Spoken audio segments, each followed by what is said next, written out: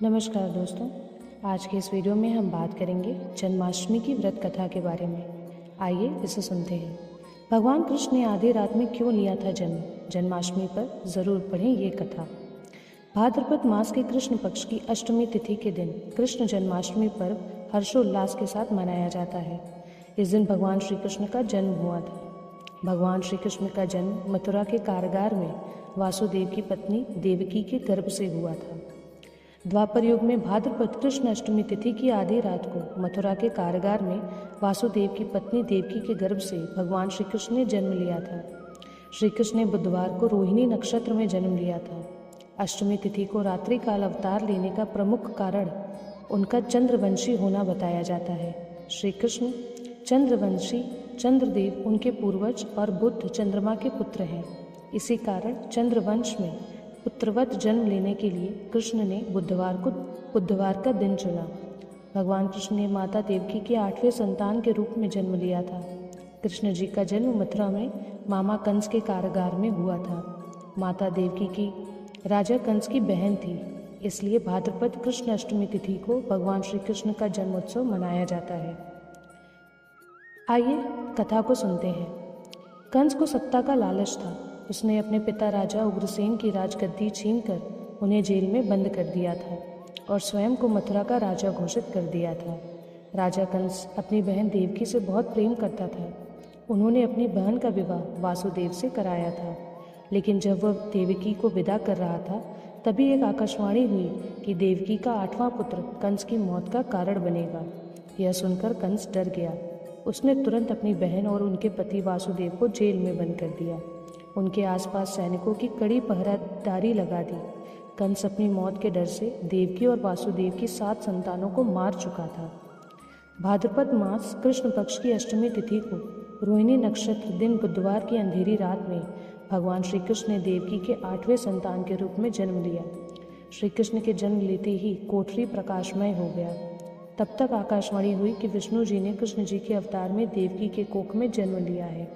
उन्हें गोकुल में बाबा बंद के पास छोड़ गए और उनके घर एक कन्या जन्मी है, उसे मथुरा लाकर कंस को सौंप दे।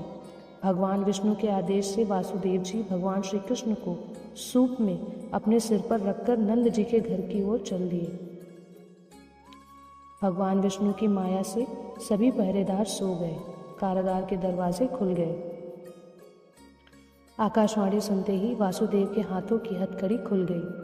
वासुदेव जी ने सूप में बाल गोपाल को रखकर सिर पर रख लिया और गोकुल की ओर चल पड़े। वासुदेव भगवान कृष्ण को लेकर नंद जी के यहाँ सकुशल पहुँच गए और वहाँ से उनकी नवजात कन्या को लेकर वापस आ गए। जब कंस को देवकी की 8वीं संतान के जन्म की सूचना मिली, वह तत्काल कारागार में आया और कन्या को छीनकर पृथ्वी पर पटकना चाहा, लेकिन वह कन्या उसके हाथ से निकलकर आसमान में चली गई।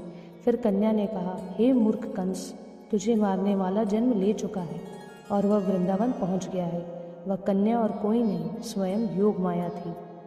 बाबा नंद और उनकी पत्नी माँ यशोदा ने कृष्ण जी का पालन पोषण किया।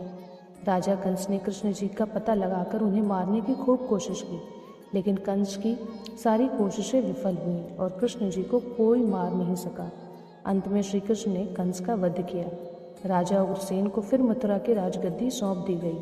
इस तरह से जन्माष्टमी की व्रत कथा पूरी हुई। हरे राम हरे कृष्ण। भगवान श्री कृष्ण जन्माष्टमी के दिन व्रत रखने से संपूर्ण इच्छाओं की पूर्ति होती है। इस दिन विधि पूर्वक यशोदा नंद जी की पूजा करने से सुख समृद्धि का आशीर्वाद मिलता है। वहीं जिन दंपतियों की संतान की चाह है, उन्हें जन्माष्टमी के दिन लड्डू गोपाल की उपासना करना चाहिए। ज्योतिषाचार्य के अनुसार इस वर्ष विशेष ग्रह नक्षत्र में होने की वजह से जन्माष्टमी को काफ़ी शुभ माना जा रहा है। साधना करने के लिए श्री कृष्ण के भक्तों के लिए यह बहुत महत्वपूर्ण समय है। वैसे तो हर जन्माष्टमी शुभ होती है और श्री कृष्ण भक्तों के सारे दुख हर लेते हैं, लेकिन अगर आप विशेष काल और नक्षत्र में भजन कीर्तन के साथ श्री कृष्ण कथा और लीला अमृत का पाठ करते हैं तो इससे भगवान श्री कृष्ण प्रसन्न होंगे। इसी के साथ दोस्तों, अगर आपको वीडियो पसंद आए तो वीडियो को लाइक, शेयर, सब्सक्राइब ज़रूर करें। मिलते हैं अगली वीडियो में। धन्यवाद।